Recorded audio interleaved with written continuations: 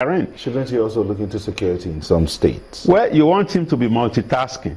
But I said the president is the best we have as far as security is concerned. What he should do, like you are suggesting, is you look for somebody like him to handle the economy, because that's the real problem in this country now. The exchange rate and they said the economy is in a recession. It's more than that. We're in a depression. And I listened to the governor of the central bank give a very masterly statement to the Chartered Institute of Bankers. But then it's not that we don't understand the problem. It seems as if the government lacks the will, the political will to bite the bullet. So I don't know the economic team. I know they invite noted economists for discussion at Aso Rock. But in terms of the economic policy, okay, fiscal and monetary and what have you, there has to be a real fundamental overhaul of that position. Let's bring Markware in. Markware.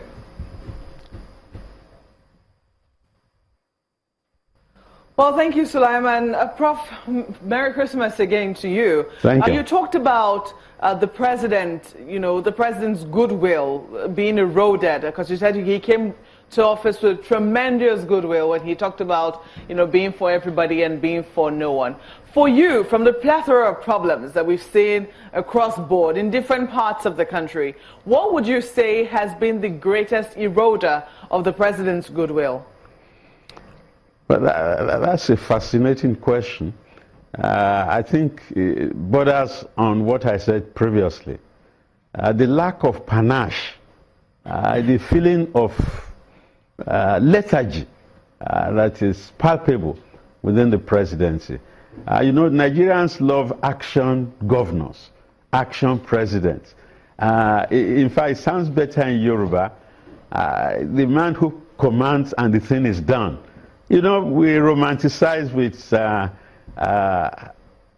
in-law, General Murtala Muhammad. The 6 months he was in power in this country, we saw what could be done with immediate effect. I know we are under a different dispensation.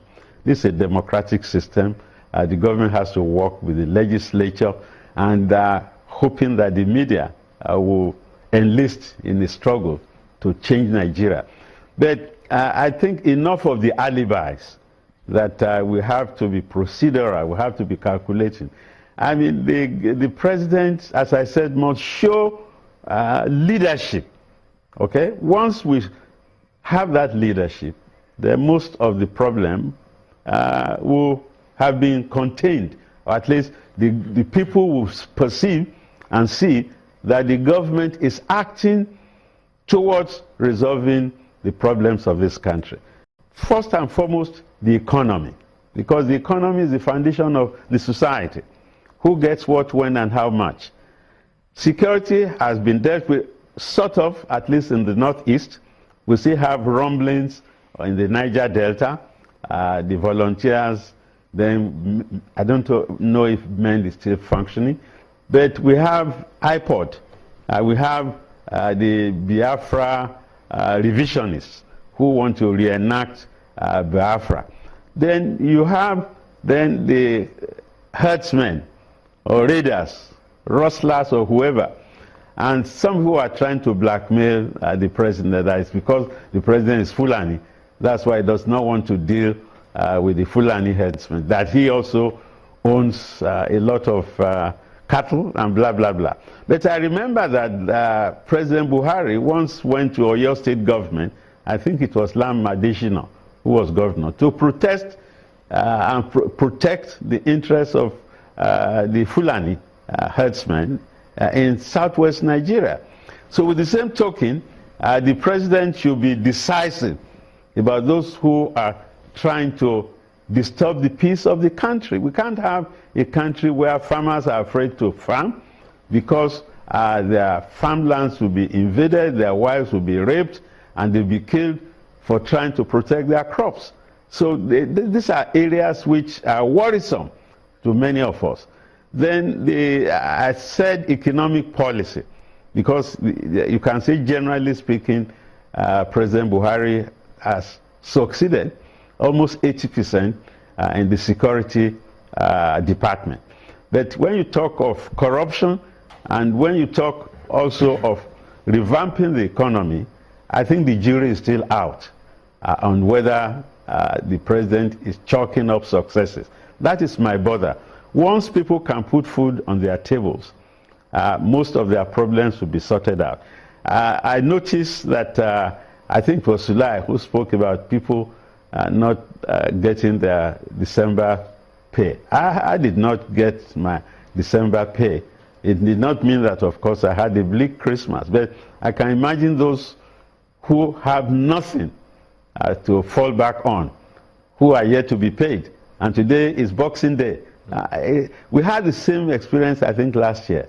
It's not too good for a country to default on its social contract, on its covenant with its people. People go to work, and not only the federal government, state governments, some owe 5 months, 6 months. I think it's Makwe herself that mentioned this issue.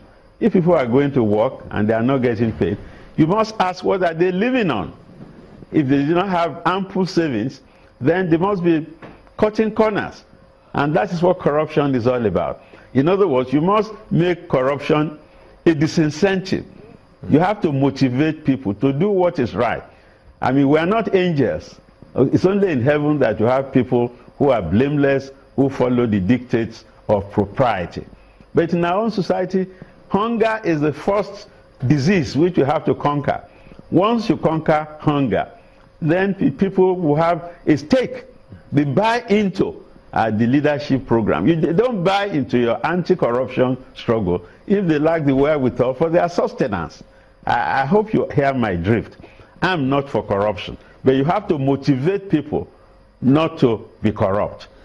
Provide sanctions, of course, for malfeasance, and make sure those sanctions are evenly implemented. You know, I think you just touched on so many of these issues, but very quickly before we move in, because